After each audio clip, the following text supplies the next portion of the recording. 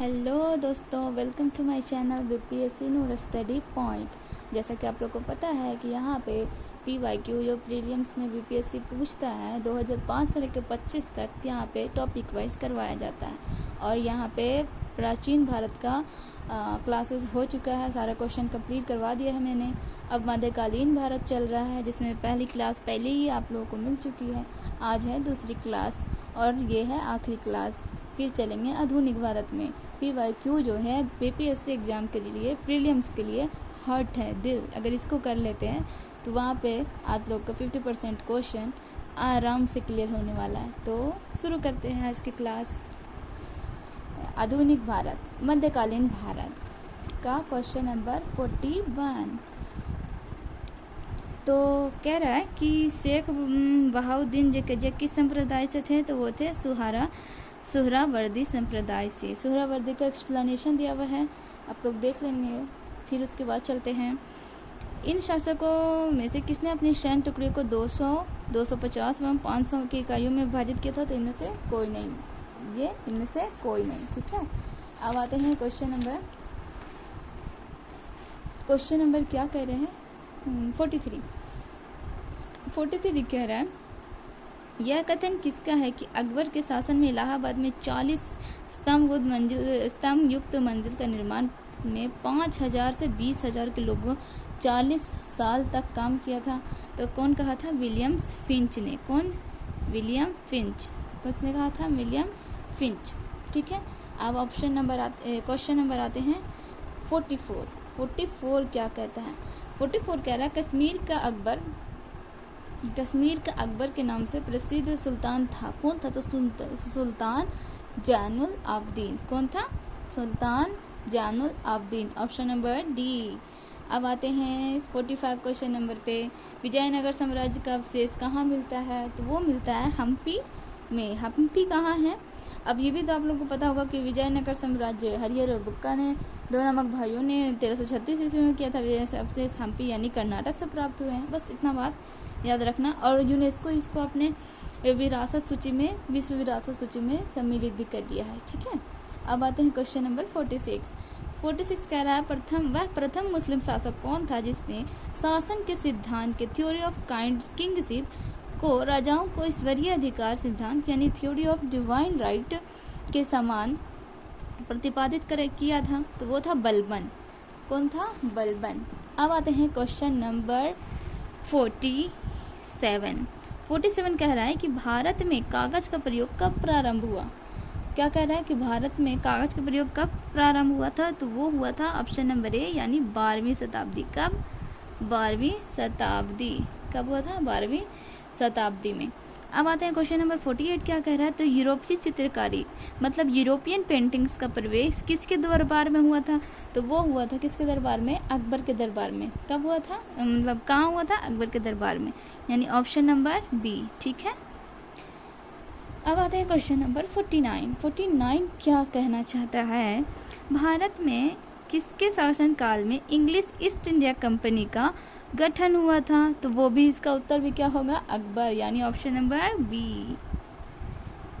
ठीक है, अब देखिए 63 बीपीएससी में अकबर से रिलेटेड 2 क्वेश्चन, सिर्फ एक ही एग्जाम में 2 क्वेश्चन, वो भी अकबर से रिलेटेड। अब देखिए क्वेश्चन नंबर 49 तो हो गया। अब देखते हैं 49 के बाद 50 क्वेश्चन नंबर क्या कहता है। 50 नंबर कह रहा है कि दीवाने अर्ज विभाग संबंधित था। दीवाने अर्ज विभाग था वो किससे संबंधित था?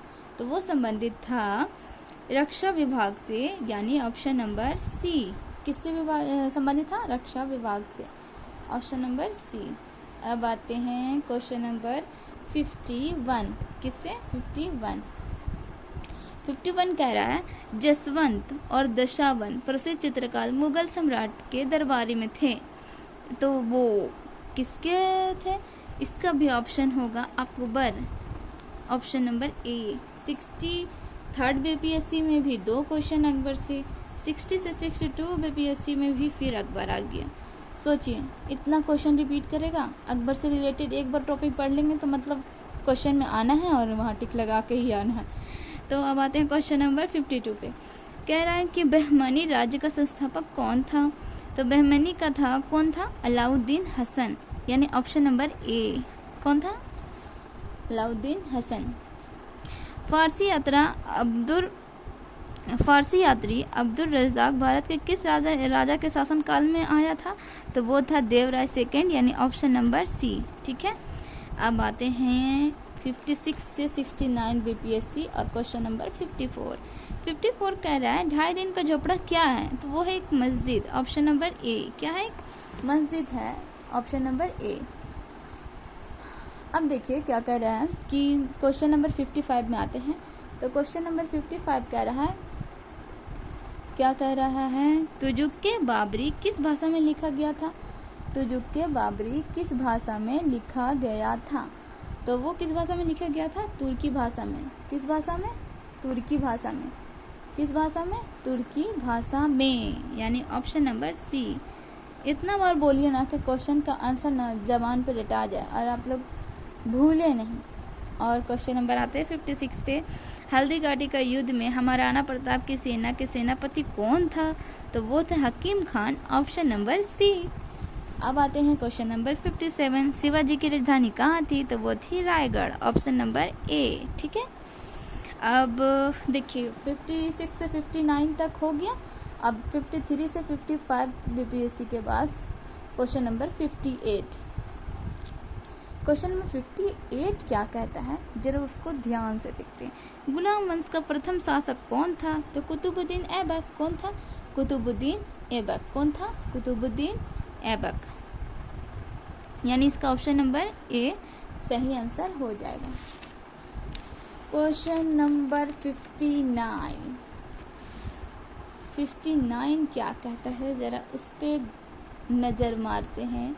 वो कह रहा है अलाउद्दीन खिलजी के आक्रमण के समय देवगिरी का शासक कौन था?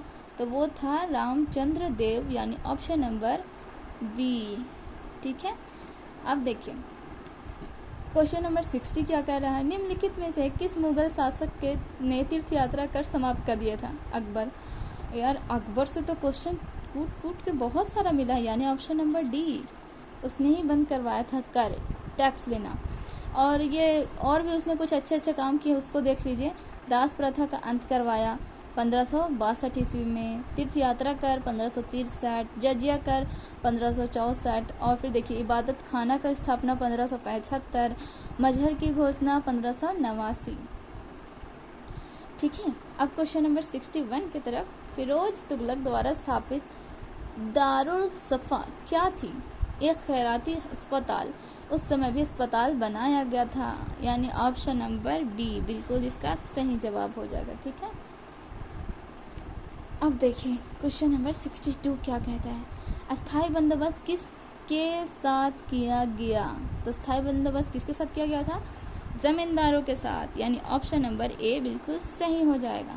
ठीक है, अब आते हैं 48 बीपीएससी से 52 तक जितने क्वेश्चन पूछे गए। इसमें आप एक चीज़ गौर कर सकते हो कि एंशियंट हिस्ट्री से भी कम क्वेश्चन है, मेडाइवल से उससे भी कम है, और मॉडर्न हिस्ट्री जो कि अब कल से शुरू होने वाला है उसमें सबसे ज़्यादा क्वेश्चन आया है, और बिहार स्पेशल। ये दोनों टॉपिक ना आप लोग को मेरे साथ जुड़ के क्लियर कर लेना PYQ, जो कि बहुत फास्ट तरीके से 100 क्वेश्चन पर डे करवाऊंगी और कंप्लीट करवा दूंगी। ओके, तो आगे बढ़ते हैं। क्वेश्चन नंबर 63 क्या कह रहा है? इत्मादुद्दौला का मकबरा आगरा में किसने बनवाया था? तो वो बनवाया था नूरजहां ने। किसने? Noorjahan, option number C. अब आते हैं क्वेश्चन नंबर 64 की तरफ। 64 क्या कह रहा है कि मध्यकाल में बटाई शब्द का क्या अर्थ था? बटाई शब्द का अर्थ था लगान निर्धारण का तरीका, यानी ऑप्शन नंबर बी बिल्कुल सही हो जाएगा। अब उसके बाद आते हैं क्वेश्चन नंबर 65 कह रहा सभी भक्ति संतों के माध्यम एक समान विशेषता क्या थी? मतलब थी क्या, उन्होंने क्या करते थे जो भक्ति संत थे? तो वो उनका माध्यम था कि अपनी वाणी को इस भाषा में लिखते थे, अपनी वाणी को उसी भाषा में लिखते थे जिसे उन भक्त समझ सके। जैसे कि अब हम लोगों को बिहार बोर्ड के अगर कोई स्टूडेंट है तो उन्हें हिंदी में मिलता है तो वो अच्छे से समझ पाते हैं, तभी तो वो बुक पढ़ेंगे। कोई इंग्लिश मीडियम का स्टूडेंट है तो उन्हें इंग्लिश में किताब चाहिए, तभी तो वो इंग्लिश से ईजिली समझ सकेंगे। मेन मोटिव हम लोग को होता है कि पढ़ने वाला इसको समझ सके। ओके, तो इसका होगा 65 का होगा ऑप्शन नंबर ए बिल्कुल सही जवाब। अब देखिए आते हैं क्वेश्चन नंबर 66 पे। मुगल प्रशासन में मुहतसिब था, मुहतसिब का मतलब क्या था? लोक आचरण अधिकारी, यानी ऑप्शन नंबर सी। ठीक है। 67 कह रहा है अलाउद्दीन खिलजी के आक्रमण के समय देवगिरी का शासक कौन था? रिपीटेड क्वेश्चन, अब भी थोड़ी देर पहले ही बनाया था मैंने, हम लोगों ने मीन्स। तो इसका था ये था रामचंद्र देव, यानी ऑप्शन नंबर ए।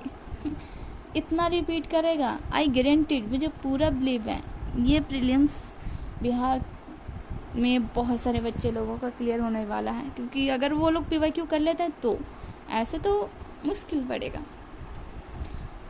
तो क्वेश्चन नंबर 67 हो गया। 68 पे 68 क्या कह रहा है कि गुलाम वंश का प्रथम शासक कौन था? तो वो था कुतुबुद्दीन ऐबक, यानी ऑप्शन नंबर बी बिल्कुल सही जवाब हो जाएगा।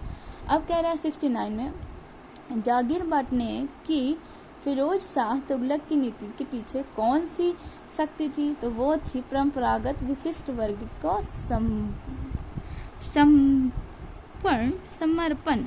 समर्पण करना।